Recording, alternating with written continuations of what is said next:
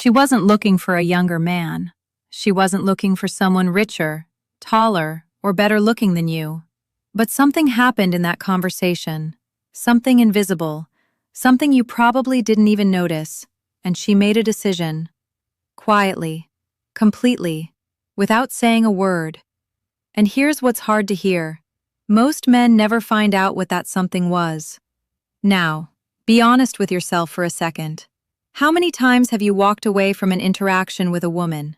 A date, a conversation at a dinner party, even just a moment that felt like it had potential, and genuinely couldn't tell what went wrong? Not because you were rude, not because you said something offensive, but because something just shifted. The warmth left her eyes. The energy changed. And you don't know why. That's what we're going to talk about today. Not attraction in the shallow sense. Not alpha body language or manipulation tactics. I don't do that, and honestly, you're too smart for that. What we're talking about is something older. Something more honest. The quiet, often invisible psychology that mature women use, not consciously, not with intention, to decide whether a man feels like safety or just noise. And there's one particular type of man that does something different, something most men never learn to do, because nobody ever tells them what it actually is. By the time we get to the third part of this conversation, you're going to see something in male-female dynamics that you probably haven't been shown before. And once you see it, you can't unsee it. But before we get there, I need to tell you something that might sting a little. The things that most men believe are attractive to women over 35, 40, 50, most of those things are wrong. Not just ineffective, they're actually working against you, silently, every single time. Stay with me. Here's something a therapist once told me that I've never forgotten. She said, "Women don't fall for men who try hard. They fall for men who've already arrived." I remember sitting with that for a while, because at first it sounds almost cruel, like some kind of unfair rule. But the more I've watched people, really watched them, in real conversations, in real relationships, the more I understand what she meant. It's not about arrogance. It's not about pretending you don't care. It's about something much quieter than that. Now be honest with yourself for a second. Think about the last time you were genuinely at peace, not performing, not trying to impress anyone, not managing how you came across, just present, comfortable, grounded in yourself. Do you remember how differently people responded to you in that state? How conversations felt easier? How there was less friction? That's not a coincidence. That's biology meeting psychology. Here's what's actually happening beneath the surface, and I want you to really sit with this, because most men skim past it and miss everything. Mature women, and I mean women who've lived, who've been through things, who've stopped settling for what looks good on the surface. They're not consciously running a checklist when they meet a man. It doesn't work like that. What they're doing is feeling. Specifically, they're feeling for emotional safety. And emotional safety isn't something you can explain your way into. You can't talk someone into feeling safe with you. You can't dress your way there, or rehearse the right lines, or project confidence loud enough that she just accepts it. She feels it. Or she doesn't. And here's where things get interesting. Because that feeling, it doesn't come from what you say. It comes from what you don't need to say. Wait, let me rephrase that so it hits home. A man who constantly explains himself, justifies his choices, fills every silence, overshares to seem relatable, or subtly seeks approval in his tone. That man, no matter how kind or intelligent he is, creates a specific feeling in the woman across from him. And that feeling isn't attraction. It's low-grade anxiety. Because unconsciously, she senses that she's going to have to manage him, his emotions, his ego, his need for reassurance. And she's done that before, maybe more than once, and she's tired. I know, I've seen this happen 1,000 times. A genuinely good man, Smart, warm, with real depth, loses the room not because of anything dramatic, but because he's carrying this quiet, invisible desperation, not for sex, not even for a relationship necessarily, just for approval, for her to signal that he's okay, that he's enough. And the tragic part? He doesn't even know he's doing it. It shows up in the smallest things, the way he laughs a little too quickly at his own stories to check if she's still with him. The way he pivots his opinion when he senses she disagrees, not because he actually changed his mind, but because conflict feels dangerous. The way he leans forward just a fraction too much, literally, physically, as if shrinking the distance between them will close some other gap he's feeling inside. She notices all of it, not because she's looking for reasons to reject him, but because women, especially women who've lived enough life, are extraordinarily sensitive to emotional subtext. It's not a flaw in them. It's actually something worth respecting. And here's the thing that most men never realize. That sensitivity cuts both ways. The same woman who can feel your anxiety across a dinner table, she can also feel your stillness, your ease, the quiet confidence of a man who isn't auditioning for anything. And that specific feeling, is what we're going to talk about next, because there's a type of man who carries that quality naturally. And it's not the loudest man in the room. It's not the most successful, or the best dressed, or the one with the sharpest stories. It's something else entirely. Something most men don't realize they can actually cultivate, at any age, starting right now. Let's call him Daniel. Daniel's 52. He's not the kind of man who walks into a room and immediately owns it. He doesn't have a rehearsed handshake or a signature line. He's got a few gray hairs, a calm way of moving, and this particular quality that's genuinely hard to describe until you've seen it in person. He makes you feel like the room got quieter when he arrived. Not because he's loud, because he's still. Now, I've watched men like Daniel in social settings, and I've watched the women around them. And what happens is almost invisible if you're not looking for it. Women don't rush toward Daniel. They don't light up immediately or laugh too hard at his jokes. What happens is slower than that and more real. Over the course of an evening, you'll notice that women keep finding reasons to be near him, to finish a conversation with him, to come back to whatever he said 20 minutes ago and pick it up again. And most men in the room have no idea why. Here's what's actually happening, and this is the first thing I want you to really understand. Daniel doesn't perform comfort. He inhabits it. There's a difference, and it's enormous. Most men, when they're trying to come across as confident and relaxed, are actually doing the opposite of relaxing. They're managing. They're monitoring how they're landing. They're adjusting in real time. Softer here, funnier there. More serious when she seems serious. And all of that internal effort creates a kind of static, a low hum of inauthenticity that a perceptive woman picks up on almost immediately, even if she can't name it. Daniel doesn't do that. Not because he's emotionally switched off, but because somewhere along the way, through his own hard experiences, his own losses, his own long process of figuring out who he actually is, he stopped needing the room to validate him. And that, right there, is what mature women are actually drawn to.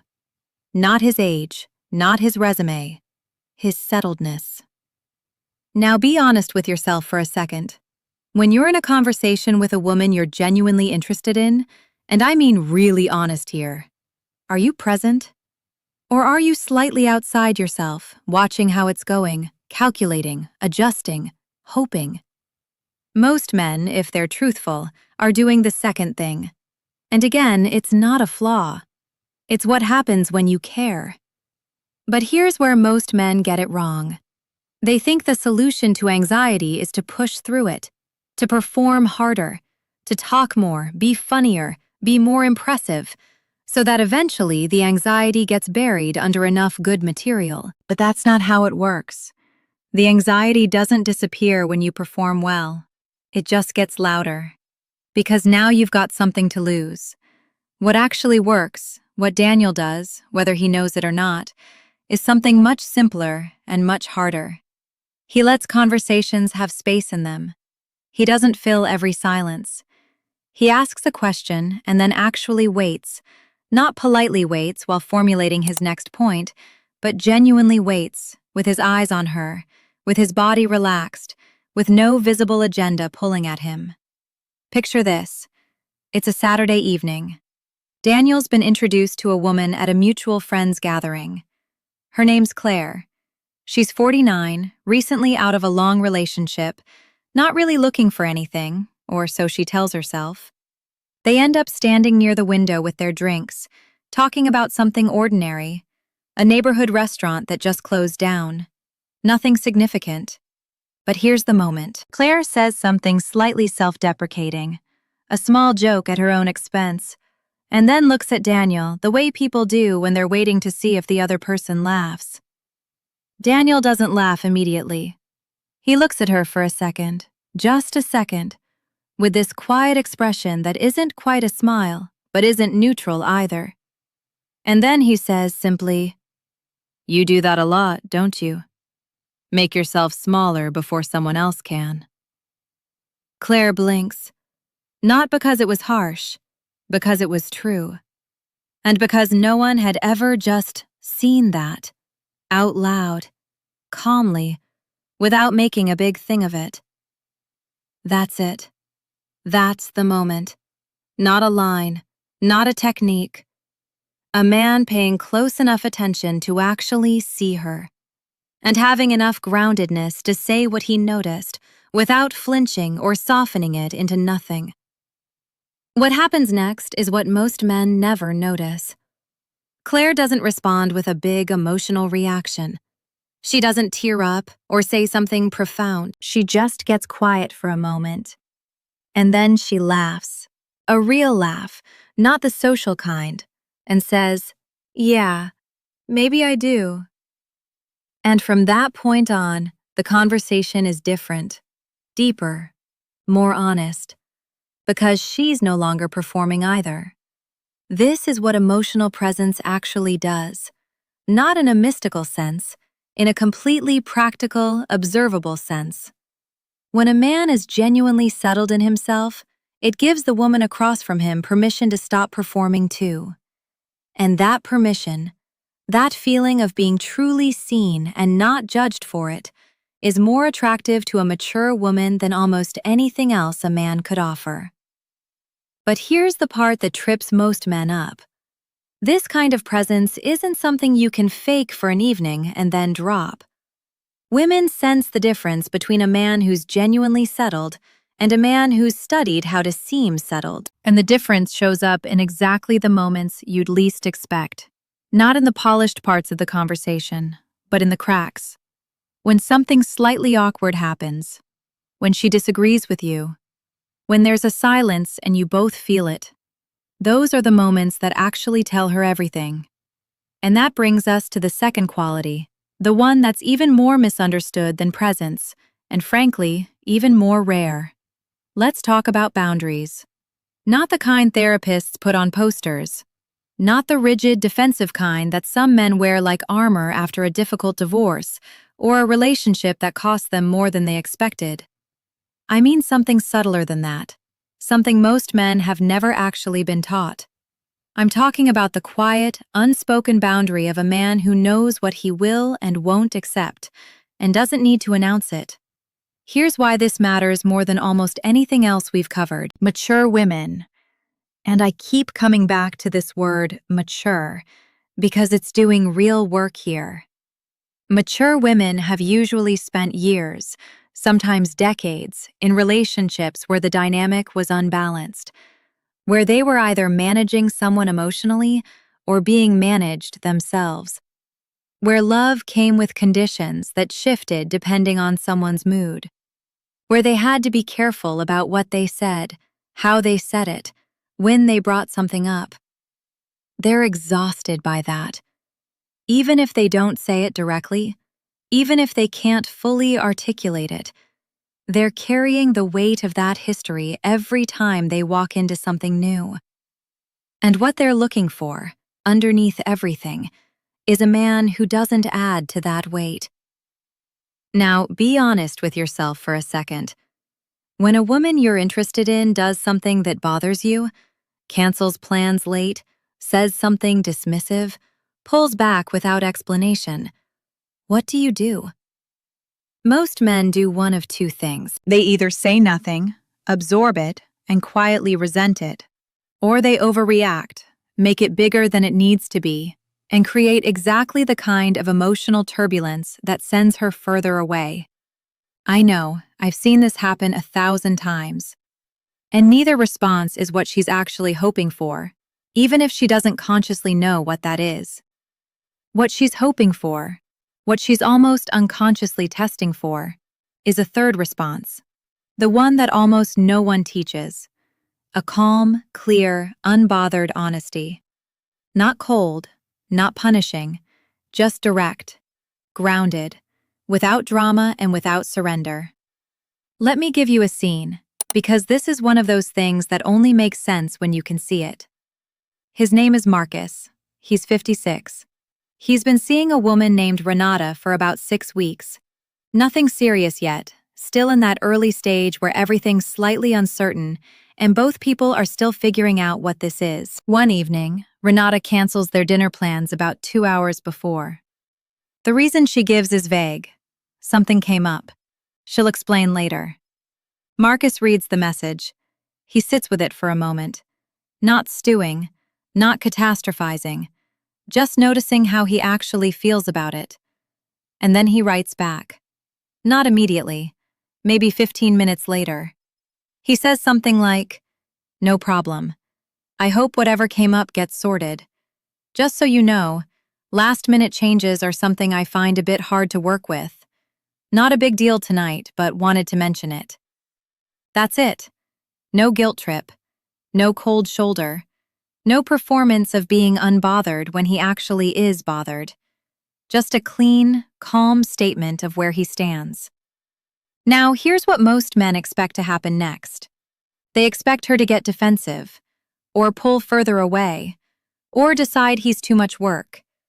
But here's what actually happens, and this is what most men never notice. Renata reads that message and feels something shift, not because Marcus was impressive or clever, but because he was real. He didn't pretend. He didn't punish. He just told her, quietly and without malice, that he has a standard. That he's a man who knows himself well enough to name what works for him and what doesn't. She calls him that night, not to apologize excessively, just to talk. And the conversation is more honest than any they've had before, because he gave her something to meet. He gave her the dignity of a real response instead of a managed one. This is the thing about boundaries that most men completely misunderstand.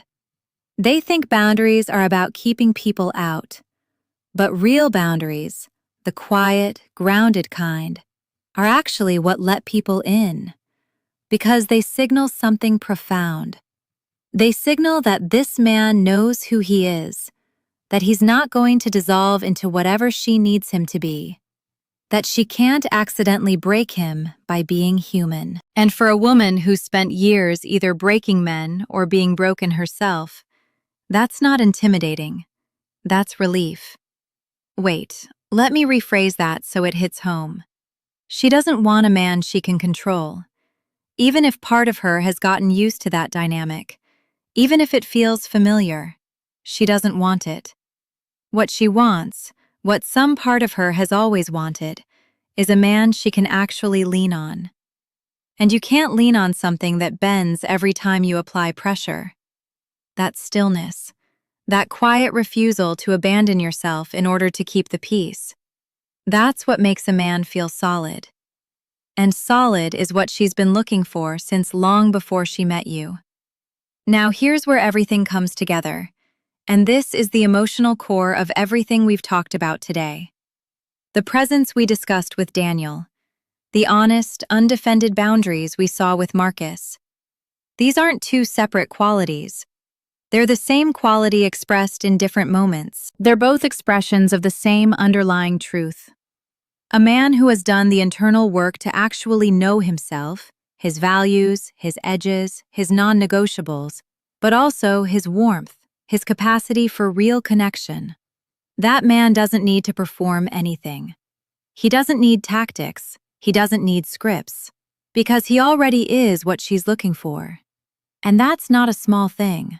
That's actually the whole thing.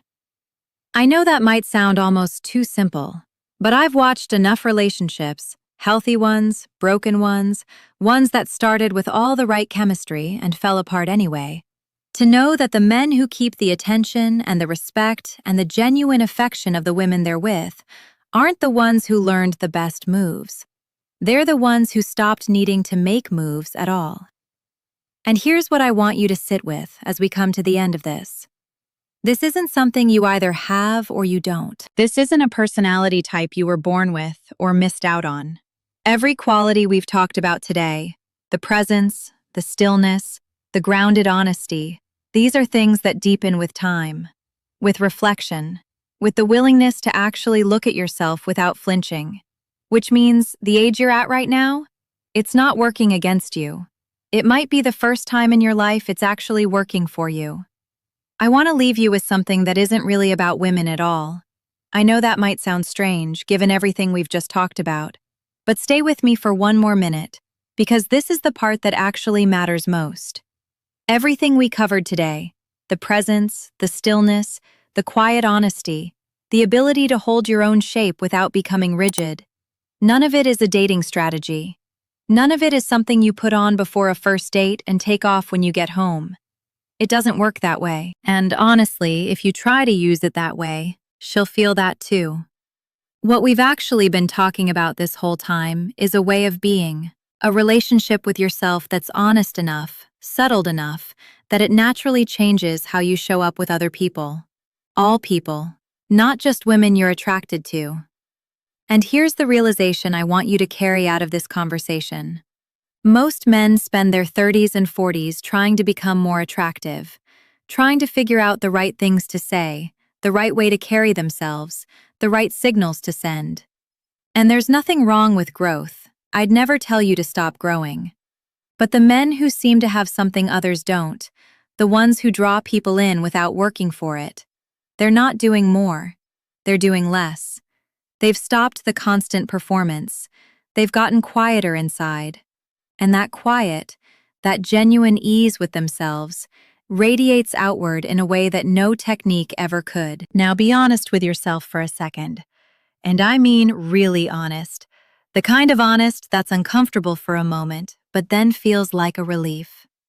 Is there a version of you that's calmer than the one who showed up to the last important conversation you had? A version that needed less from the outcome?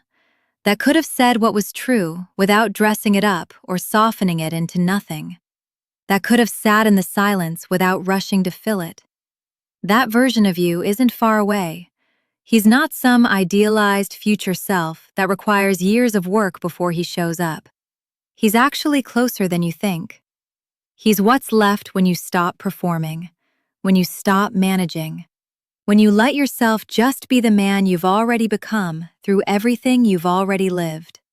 That man, that specific, real, already existing version of you, is exactly who a mature woman is hoping to find. Not a perfect man, not an invulnerable one, not someone who never struggles or doubts or gets it wrong. Just a real one, a settled one who knows himself well enough to be honest and has lived enough to be kind. That's it. That's the whole thing. And if some part of you heard that and felt something, not excitement, not motivation exactly, but something quieter than that, something that felt like recognition, then I think you already know what I'm talking about. Because that feeling, that's you meeting yourself a little more honestly than you did this morning. That's worth paying attention to. I don't share these things for everyone. Genuinely, most people will hear all of this, feel it land somewhere real, and then tomorrow morning they'll be right back in the same patterns. The same anxious monitoring, the same quiet performance. Not because they're weak, but because old habits are comfortable, even when they're not working. But some men hear something like this, and it actually sticks, not because of anything I said, but because they were already ready to hear it. They've been doing the quiet work of paying attention to themselves, of taking their inner life seriously, of deciding, somewhere along the way, that the second half of their life is going to be lived with more intention than the first. If that's you, and I think it might be, otherwise you wouldn't still be here, then you already know what to do next. This channel exists for men who are done with noise, done with tactics, done with advice that treats relationships like a game to be won. Senior Harmony Life is for the man who wants something more honest than that, more real, more lasting. If that resonates with you, subscribing is a small thing. But it's also a quiet signal to yourself that you're taking this seriously, that you're the kind of man who follows through. And one last thing before you go. Think about everything we talked about today. The presence, the honesty, the settledness. And ask yourself this, genuinely. Which one of these is furthest from where you actually are right now? Not to judge yourself, just to know. Because knowing is always where it starts. I'll see you in the next one.